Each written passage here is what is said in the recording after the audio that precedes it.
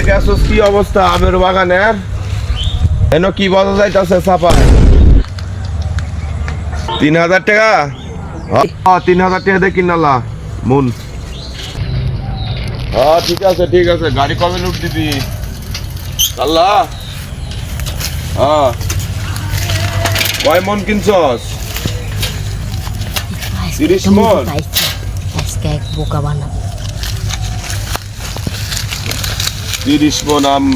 আরো কিছু কিনা একটা গোটা গাড়ি লোড কর যাতে। আরে বাজার যাই যাক, আল্লাহর রহমতে ভালোই হইব, সমস্যা নাই। আম খাইতাছে, ডাহাতে খাইতাছে ভালো। তাই